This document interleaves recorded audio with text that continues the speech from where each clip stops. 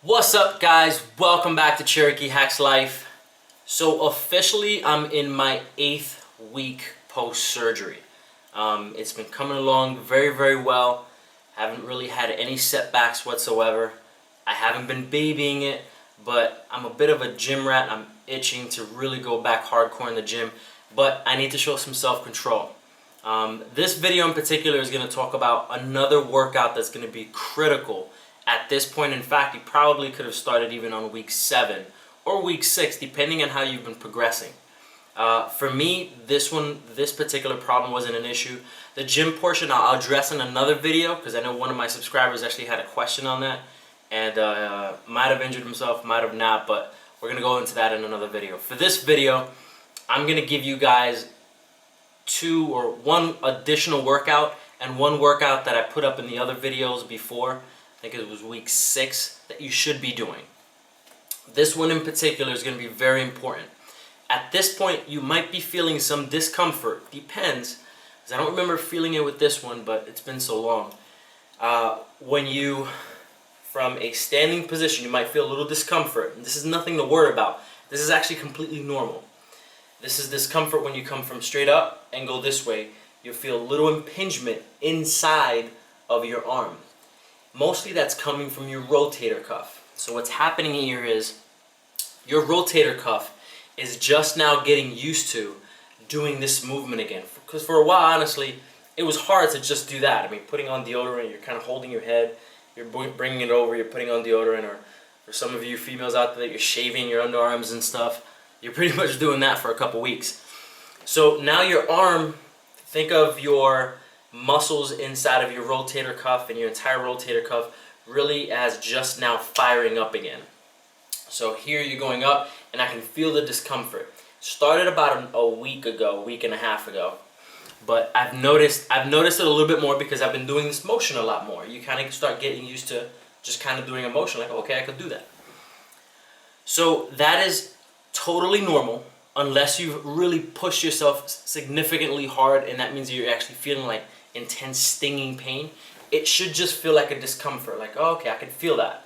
Shouldn't feel like excruciating pain, like you're falling apart or something. Kind of like if you tore it again, it shouldn't feel like that. Basically, that's just your rotator cuff getting adjusted.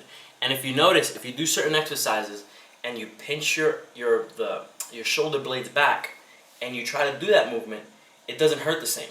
It's because you're kind of activating your shoulder blade at the same time just by moving back and going up. So it's interesting. Basically, your body needs to get back adjusted there. So this video is specifically going to get you working on getting back adjusted and getting your brain and your rotator cuff muscles firing at the same time without it being something you have to think about. It just actually happens. So for this, you're going to need one thing really, but we're going to do a couple things with this one. You can get just a regular little mini ball. No, I'm not a Gator fan. I know if you're a Gator fan, you're like, yay. If you're not, you're like, you suck. I'm not a Gator fan. It just happens to be a ball inside of my house that my son has. It's probably been here for years. I have no idea where it came from. But anyway, you're going to need a mini ball, preferably something that it's not completely full because you want a little bit of compression. So you might want to take out some air from it. If you don't have one of these, you could try a soccer ball, but I think it might be too big because it has to kind of fit in the palm of your hand. If your hands are kind of small, you don't have that. You could always get a softball. Softballs are cheap. They're like $5, or you can usually get these at like Walmart for like $1 or $2. So just go out there and just grab one. And you're also going to need a bat. No, we're not playing softball. We're not playing baseball. We're not doing anything of the sort. We're going to do an exercise that gets your rotator cuff firing. And we're going to go into the video now real quick so that way you guys can see exactly what you should be doing. Now let me preface this by saying you should be doing each one of these individual movements that I described 40 times in each direction, and we'll go over right now, and then rest. Do it again later.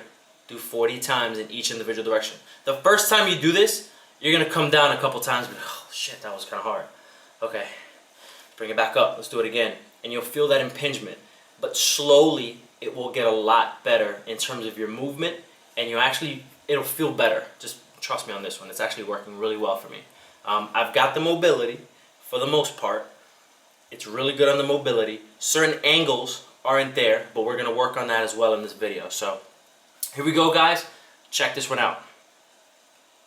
So you want to place the ball firmly up against the wall, right? You want to put your arm basically in this kind of position, right in front of your pectoral muscle. You're gonna go up, you're gonna come to the left.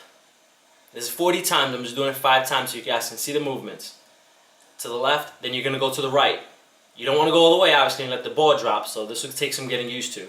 Then you're gonna go down, and you're gonna do, after this, do what I call the wax on, wax off. Clockwise, you're gonna do that circle with the ball. Stop, counterclockwise, or, well, in this case I kept doing it clockwise. Then you're gonna do counterclockwise.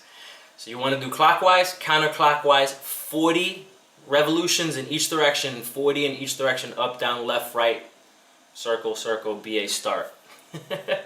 Alright, so this is another angle, same exact workout, only this is just another angle. Basically we're doing the same exact thing here. Notice how I stretched first. We want to pinch those shoulder blades back a little bit so they can start getting stretched, start getting that rotator cuff activated. And it's just the same exact movement that I'm doing here, just showing you a different angle.